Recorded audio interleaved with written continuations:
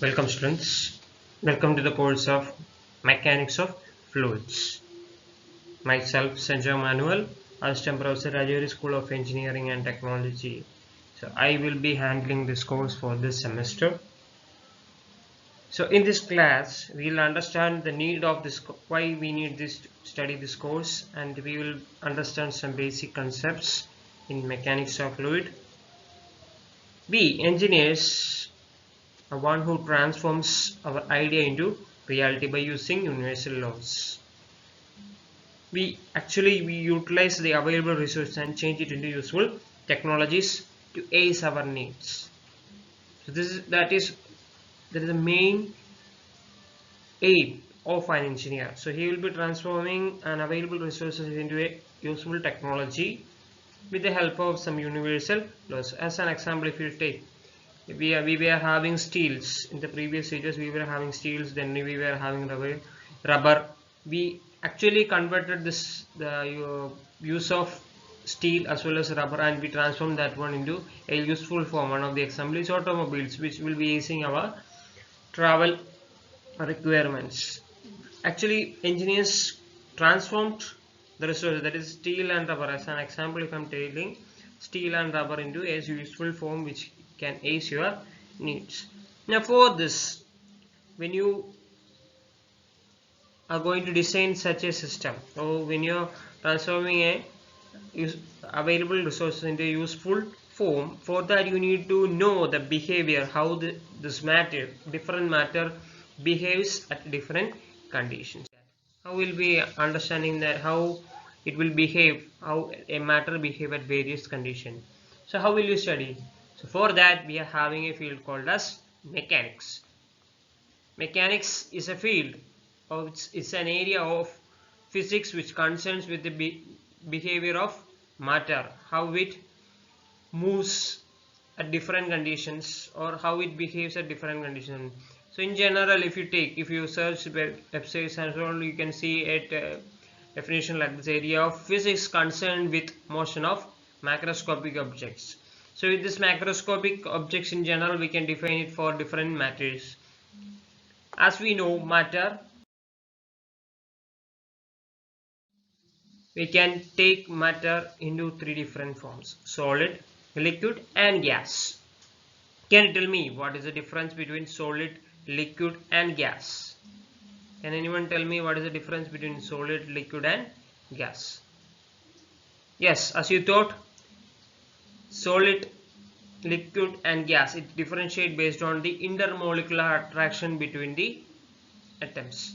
So if we take intermolecular attraction for solids, it's very high, so that's why it is closely packed. But whereas if you take the case of liquids, liquids are comparatively, the intermolecular attraction is comparatively less. Intermolecular attraction is comparatively less for liquid compared to solid. So that's why it's free compared to solids.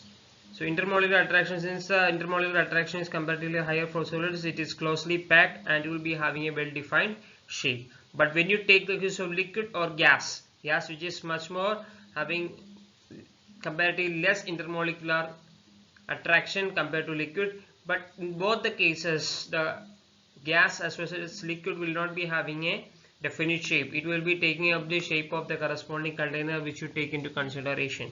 So that's why we can take the way in which the solid behaves is entirely different from how liquid and gas behave. So that's why for studying purpose, the basic phenomena that undergoes for solid and liquid, it can be of liquid as well as gas can be entirely of different types. So we can classify liquid and gas into a single field. You can differentiate solid as one group and next one liquid and gas as a separate group, which is called as fluids.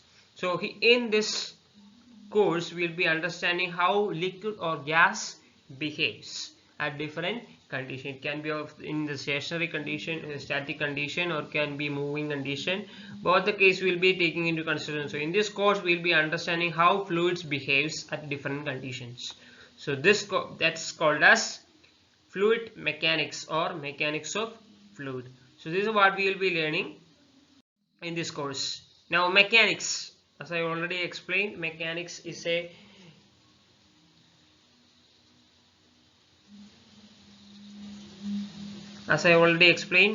mechanics is a area of physics which concerns with behavior of matter. Now if you take the case of behavior of matter, so as I already explained, it can be classified mainly into two types. First one is statics and second one is dynamics.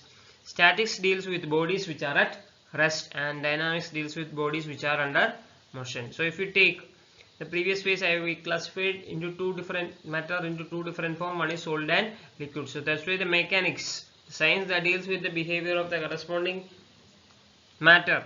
So if we take the case of solids, it is called as solid mechanics, and if it deals with behavior of fluid, it is called as fluid mechanics. In fluid mechanics also we are having fluid statics as well as fluid dynamics, where in fluid statics we will be studying the fluid which is at rest. One of the example is, if you take a glass filled with water which is at a stationary condition, it's a case of fluid statics. The behavior of that one will be entirely different for a case where the fluid is in motion. One of the example, water flowing through a river, it's an example for fluid dynamics, where we will be learning how it behaves at that flowing condition, how different properties or parameters vary when it is flowing, how individual forces is influencing it. Such things is being learned in fluid mechanics. Now,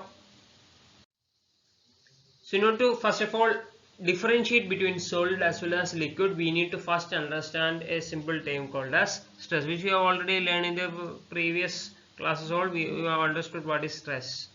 What do you mean by stress? If you take a body and give an external applied force on that corresponding body, say if I am giving some tension force, if I am taking a rubber band and giving a tension force on that one, the body within the body itself will be inducing an resisting force, and which will be pulling it inwards. Actually it will be trying to pull it inwards. Okay, now this resistant force per unit area is defined as stress. So it can be of two different forms. It can be normal stress as well as shear stress. This terminology you have already learned. I'll just refresh the things which you learned. Okay, now the stresses can be generally classified into three forms: tensional stress, compression stress and shear stress. As you know, the tension stress and compression stress are examples of normal stress, and shear stress is a tangential stress. So here it will be acting normal to the area, and here it will be acting tangential to the area. Now how we will be understanding that? Say if I am taking a surface like this, a small surface which is with, I am taking a small area dA. On that, if I am assuming that the force acting on that one and a resisting force is been induced on the body, and let it be acting like this, force F. It will be acting as force F. Now if I am resolving its component into two components in the perpendicular direction as well as in the tangential direction to the surface, the tangential component is called as Ft, which is the tangential force acting, and Fn, which will be the normal force acting. So the normal stress will be the ratio of normal force divided by the area. So here the area is dA. So usually the normal stress is sigma is equal to Fn divided by dA. In the case of fluid statics, we will be usually having only normal stress. We will not be having a shear stress because the fluid is not moving. Now when you take the next one, shear stress, which is the tangential force divided by area, which is defined here. Now we will be defining the solid, or we will be classifying the solid and liquid or fluids entirely based on how it behaves when it is been undergone a tangential force. So here you can see solids as well as liquids. The differentiation between solids and liquid is that if you take, say for example, if I am taking a solid body which is placed in between two different plates. Similarly, I am taking fluid. It can be both gaseous as well as liquid placed between two plates. And if I am assuming the bottom plate is been fixed, and if I am giving a force, a tangential force. Here you can see this is the surface, and with respect to the surface the force is tangential to it. So that's why you can define this one as a tangential force, or we will be assuming that it induces an shear stress. Shear stress on this corresponding plate. When that happens, actually if you take the case of solid, if you deform it, okay, if you deform it, it will be changing its shape. Okay, it will be trying to change its shape. If it is within the elastic limit, once you remove the force F, it will be trying to regain. Now if you are giving force more than the elastic limit, what happens? You will be having a permanent deformation. Once you release the force, it will be having a permanent deformation. And once you release the force, you can't see any further deformation on the solid. But in the case of fluids, it will not be the same. If I am giving a tangential force on this plate, top plate, you can see the fluid will be deforming, and even if you remove this force F, the fluid will be continuing to move. So there is a basic differentiation between fluid as well as solid. In solids you will be having a finite deformation, and in the case of fluids you can have continuous deformation. Or in other words, fluid can be defined, it's a matter which under the action of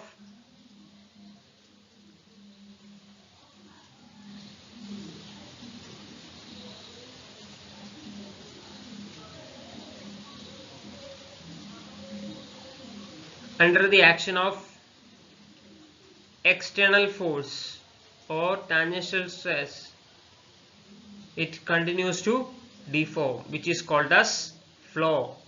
Okay, so it can be elastic under a limit, it can regain its shape within a limit, but here once you are given the deformation, it will not be having any regaining back to the initial phase, so it will be having zero memory for that, so it will be inelastic throughout the motion.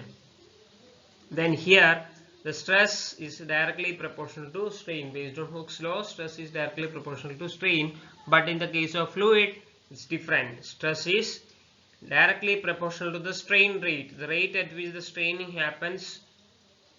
Okay, the stress will be directly proportional to the strain rate, which we will learn how we understood that. We will learn later. Coming to the next phases, we will be learning it in detail. Okay, the next one. So as a whole, we can define fluid is defined as a substance that deforms continuously when subjected to shear stress. However small it is, it can be a small tangential force that you give, but still the substance continues to deform. Such substances are called as fluids. So that's why liquid and gas will be having the same behavior. So that's why we define liquid and gas as fluids. Okay, next we will understand why we need to learn fluid mechanics. Actually in this course we will be understanding the basic working principle behind fluid mechanics. Since fluid mechanics is widely used in many areas in our day-to-day life, ranging from vacuum cleaner to supersonic planes. A simple example, if you take, for example, fluid plays an important role in our human body itself. Our heart, which pumps blood continuously through our veins, okay, through our blood vessels. Okay, the flow of blood, sometimes it may be impure blood which will be coming inside, and the pure blood has to be pumped outside. So the properties of the blood which comes in and comes out will be entirely different, and the pumping rate must be constantly controlled, and this is automatically controlled by the body itself. And if any problems comes up in the flow, there can be problems happening for the corresponding person. He may be becoming a sick person due to that. So in some cases, sometimes even we have to replace his heart. So in such cases we will be using artificial heart. So for designing of artificial heart, we need to understand the basics of how it works, how the fluid travels, or how the fluid behaves at different conditions. So such details we are going in, we will understand in fluid mechanics. Another example, the lengths. In that,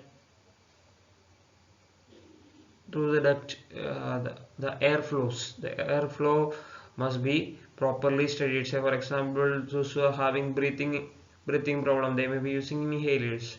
So there will be giving inhalation. The inhalation, the particles must be reaching our lungs. So the particle size must be, the interaction of the fluid and the particle must be in such a way that it must be passing through the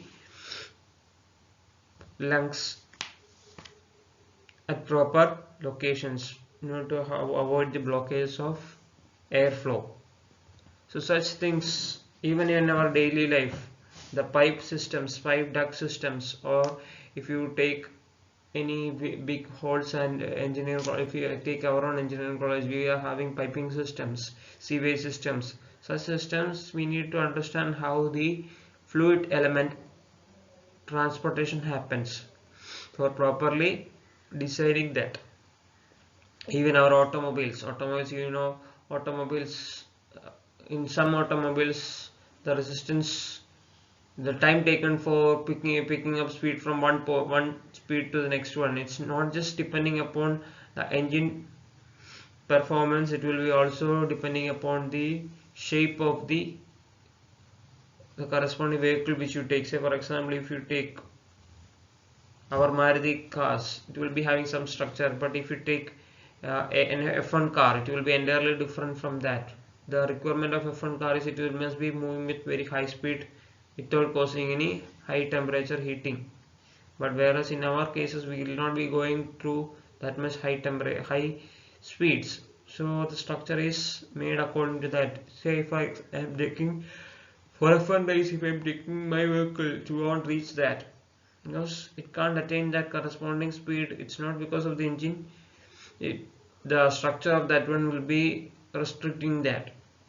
Since in commercial vehicles drag will be comparatively higher compared to the F1 race cars. In F1 race cars the drag must be compared very less, so that it can take a speed at very small time and can withstand that corresponding speed throughout its motion. So in such cases we need to learn how the fluid interacts with the vehicle.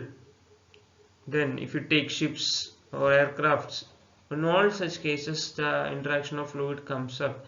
So there all we need to understand fluid mechanics. So these are some of the fields. I will just show up some of the fields where the importance of fluid mechanics comes. Human body, in heart as well as lungs. In atmosphere, how the weather, even the weather forecast, some of the aspects of weather forecast comes from fluid mechanics. How the fluid moves or the chemicals moves in a chemical plant. Okay, its interaction with the pipe walls is much important when you take fluid mechanics. So when you take the industrial applications, the heat transfers, in some cases heat generated will be very high and we need to remove the heat. In order to do heat transfer we need to have proper understanding of fluid mechanics, how the fluid flow through the duct. Then as I already explained, F1 cars and all automobiles, then aircraft, in all such cases we need to understand the fluid mechanics.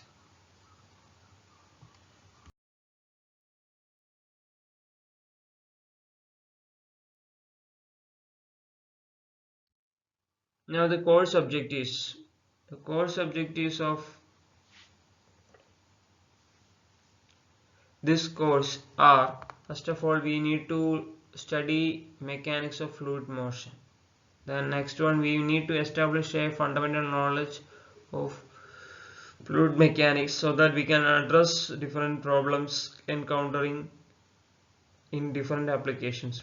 Then we must be able to familiarize relevance of fluid dynamics to many engineering systems. As I already explained, we need to understand the fluid dynamics happening in the blood vessels in order to understand is there any block happening in between the blood vessels. For proper understanding of that one we need to have a relevant understanding on fluid dynamics of their corresponding systems. Now going on to syllabus. Syllabus consists of, first we will be understanding the fluid properties. What are the fluid properties which are used to characterize the fluid which are in motion as well as in stationary condition. Then we will study fluid statics. There will be understanding the basic working principle behind the fluid at rest. Then we will be studying kinematics of fluid flow. Then we will be studying dynamics of fluid flow. Then we will understand how the flow happens through different pipes. What are the influencing parameters for that? Then we will be understanding the concept of boundary layer. Then we will be going through dimensional analysis and hydraulic simulative.